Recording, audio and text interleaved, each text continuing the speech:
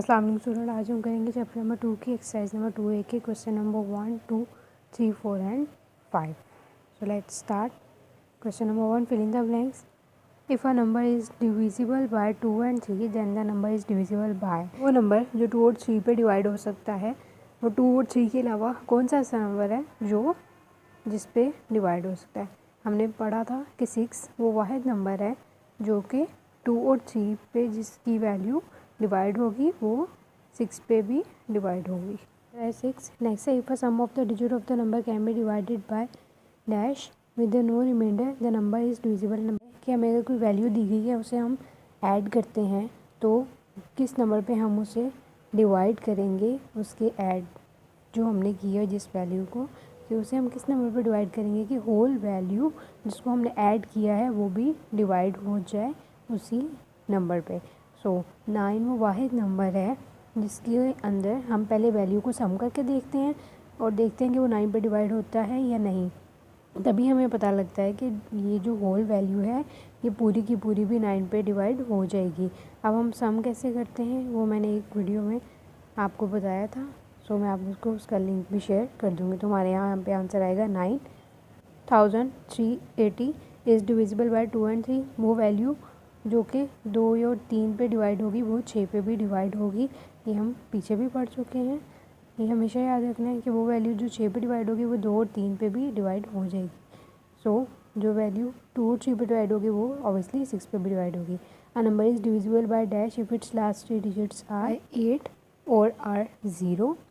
तो वो वैल्यू 8 ही होगी, 8 पे ही डिवाइड होगी. अगर उसके लास्ट 3 डिजिट 8 पे डिवाइड हो रहे हैं यहाँ पे उसके लास्ट 3 डिजिट 0 हैं तो पूरी वैल्यू भी 8 पे ही डिवाइड होगी.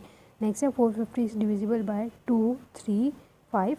तो 450 हमारा 9 के टेबल में भी आता है और 10 के टेबल में भी. सो ये 9 पे भी डिवाइड होंगे और 10 पे भी डिवाइड होंगे. Next, state whether the following are true और false. Number A, if every digit of a number is divisible by 4 then the number is divisible by dash. उन्होंने कहा अगर हर डिजिट जो है वो 4 पे डिवाइड हो रहा है तो जो होल वैल्यू है वो 4 पे डिवाइड होगी तो ये ट्रू है. सारी सी बात है, इसका सारे डिजिट 4 पे डिवाइड हो रहे हैं तो पूरी वैल्यू भी 4 पे डिवाइड होगी. 9482 इज़ डिविजिबल बाय 9. तो हम इसे सॉल्व करके देखते हैं कि ये ट्रू है यहाँ पर फॉल्स है. 482 को जब हम डिवाइड करते हैं तो हमारा आंसर जो है वो 105 आता है और हमारे पास रिमाइंडर बच जाता है. जबकि इसमें हमारे पास रिमाइंडर नहीं बचना चाहिए. डिविजिबल वो डिजिट होता है जिसमें रिमाइंडर नहीं बचता, वैल्यू टोटली डिवाइड हो जाती है वैल्यू के ऊपर. सो यहाँ पर आपकी बुक में जो है वो इसे ट्रू दिया गया है जबकि ये क्वेश्चन फॉल्स है. अगेन ये फॉल्स क्यों है? क्योंकि यहाँ पर रिमाइंडर बच रहा है और जो डिविजिबल होता है उसमें रिमाइंडर नहीं बचता. होल वैल्यू जो है उस डिजिट के ऊपर डिवाइड होती है, इसमें रिमाइंडर नहीं बचता होता. नेक्स्ट हमारे पास है 1920 इज़ नॉट डिविजिबल बाय 8. सो हम इसे डिवाइड करके देखते हैं ट्रू है यहाँ पर फॉल्स जी. तो 1920 जो है वो 8 पे टोटली डिवाइड हो रहा है और हमारा आंसर आ रहा है 240 और इसमें कोई रिमाइंडर नहीं बच रहा. इसका मतलब ये स्टेटमेंट फॉल्स है. 920 जो है वो डिविजिबल है 8 के ऊपर. Next, sum of 2, 10 and 3, 15 is not divisible by 6. यहाँ पे हमें सम करने का तरीका बताया गया है कि हम वैल्यू को सम करते हैं लाइक 2 + 1 + 0 दैन 3 + 1 + 5. सो हम देखेंगे उनके आंसर जो आ रहे हैं वो 8 पे डिविजिबल हैं या नहीं है. हमने 2 को प्लस किया 1 में एंड देन 0, हमारा आंसर है 3. तो 3 6 पे डिवाइड नहीं होता. Next 3, 1, 5, 8 is also not divisible on 6. So this statement is also true. हमारे पास है the product of 150 and 40 is divisible bye 8. सो यहाँ पूछा गया है कि अगर हम 150 को 40 से मल्टीप्लाई करते हैं तो जो आंसर आएगा वो 8 के ऊपर डिवाइड होगा या नहीं. सो हम इसे सॉल्व करके देखते हैं. 150 को मल्टीप्लाई किया 40 से, हमारा आंसर है 6000. जो 0 है हमें यहीं से पता लग गया कि ये 8 पे डिवाइड हो जाएगा क्योंकि वो वैल्यू जिसके लास्ट में 3 0 होते हैं वो 8 पे डिवाइड हो जाती है. ये हमने डिवीजन के रूल्स में पढ़ा था. सो अब 8 जो है वो डिवाइड हो गया 6000 डिवाइड हो गया 8 पे और हमारा आंसर आ गया 750। सो ये स्टेटमेंट जो है ये सही है। नेक्स्ट हमारे पास है question number 3, select the correct answer from the given options.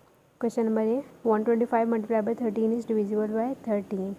वो वैल्यू जाहिर सी बात है जो 13 से मल्टीप्लाई हो रही है वो डिवाइड भी हो जाएगी 13 के ऊपर, ये तो ओबियसली सी बात है। अब हमने देखना है कि और कौन सी वैल्यू है जिस पे 125 जो है वो डिवाइड होती है। हम ये भी देखेंगे कि 13 पे भी डिवाइड होती है कि नहीं। 125 को 13 से मल्टीप्लाई किया तो आंसर हमारा आया 1625, जो कि 13 पे डिवाइड हो जाता है। हमें ऑप्शन दिए गए हैं 5 और 9, हम दोनों पे डिवाइड करके देखेंगे कि ये होता है या नहीं। 5 पे तो हो जाता है ये डिवाइड, 1625 जो 5 पे डिवाइड हो जाता है तो हमारा आंसर आता है 325, जो कि टोटली डिविजिबल है 5 पे। अब हम देखते हैं कि ये 9 पे डिवाइड होता है या नहीं। इससे हमें पता लग जाएगा कौन सी ऐसी वैल्यूज़ हैं जिन पे 1625 डिवाइड होता है और किन वैल्यूज़ पे डिवाइड नहीं होता। में रिमाइंडर बच रहा है, सो हमने वो कहा है कि डिविजिबल वो होती है जिसमें रिमाइंडर ना बचे। सो 5 and 13 is correct option. All the multiple of 6 is divisible bye, ऐसी बात है जो मल्टीप्लाई हो रहे हैं 6 से वो डिवाइड भी हो जाएंगे 6 पे। और साथ साथ हमने पढ़ा था कि 2 और 3 पे भी वो वैल्यू डिवाइड होगी जो कि 6 पे डिवाइड होती है। यहाँ वो वैल्यू जो 6 पे डिवाइड होती है वो 2 और 3 पे भी डिवाइड हो जाएगी और जो 2 और 3 पे होती है वो 6 पे भी डिवाइड हो जाएगी। नेक्स्ट हमारे पास है all the multiple numbers ending with 3 zeros are divisible by. 3 zeros किस में आता है, हमने ये 8 के रूल में पढ़ा था। सो 8 इज़ द करेक्ट ऑप्शन। हम 8 पे टिक लगा देंगे, ऑप्शन नंबर ए। डी हमारे पास है 444 इज डिविजिबल बाय। अब ये 2 पे भी जाता है क्योंकि ये इवन है, 3 पे भी क्योंकि इसका सम जो है वो डिवाइड होता है 3 पे, और 4 पे तो ये ओबियसली जाता है और ये 6 पे भी डिवाइड होता है। नेक्स्ट है which number is divisible by 6। So an even number, क्योंकि 2 जो है वो वैल्यू जो 2 पे डिवाइड होगी वो 6 पे डिवाइड होगी। नेक्स्ट हमारे पास है question number 4, which of the following number is divisible by 4। सो हमें उन्होंने ए, बी एंड सी 3 ऑप्शन दिए हैं, हमने सबको डिवाइड किया। हमने कहा डिविजिबल वो होता है जिसमें रिमाइंडर ना बचे। सो सी में हमारे पास रिमाइंडर है, सो हमें यहाँ पे पता लग रहा है सी जो है वो टोटली डिविजिबल नहीं है 4 पे, तो हमारा आंसर आएगा A and B is are divisible on 4। Next question number 5, कौन सी वैल्यू जो है वो 6 पे टोटली डिवाइड होती है आफ्टर अप्लाइंग द रूल्स, जो कि 6 पे डिवाइड करने के रूल्स हैं। तो सबसे पहला रूल हमारे पास है कि हम देखते हैं कि एक वो इवन नंबर हो, दूसरा उसका जो सम है वो 3 पे डिवाइड हो। अगर ये दोनों रूल्स अप्लाई होंगे तो वो वैल्यू 6 पे टोटली डिवाइड होगी, अदरवाइज़ वो वैल्यू 6 पे डिवाइड नहीं होगी।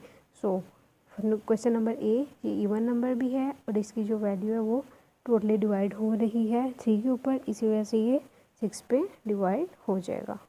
हमें कैसे पता लगेगा ये इवन है, हम देखते हैं कि वो वैल्यू जिसके एंड पे 0, 2, 4, 6 आता है वो वैल्यू इवन वैल्यू होती है। सो ये निशानी होती है इवन वैल्यू की, इवन नंबर वैल्यू की। नेक्स्ट बी, ये भी इवन नंबर है लेकिन इसका जो सम है वो 3 पे डिवाइड नहीं हो रहा, इसलिए टोटली 6 पे डिवाइड नहीं होगी। नेक्स्ट क्वेश्चन नंबर सी, ये भी इवन नंबर नहीं है लेकिन और इसकी जो वैल्यू है वो भी 3 पे डिवाइड नहीं हो रही, इसलिए ये भी टोटली 6 पे डिवाइड नहीं होगी, रिमाइंडर रह जाएगा। नेक्स्ट क्वेश्चन नंबर डी, ये इवन नंबर भी है और इसमें जो है वैल्यू 3 पे डिवाइड हो गई है जो हमने सम किया। सो हमारा आंसर आएगा question number A and D R divisible on 6।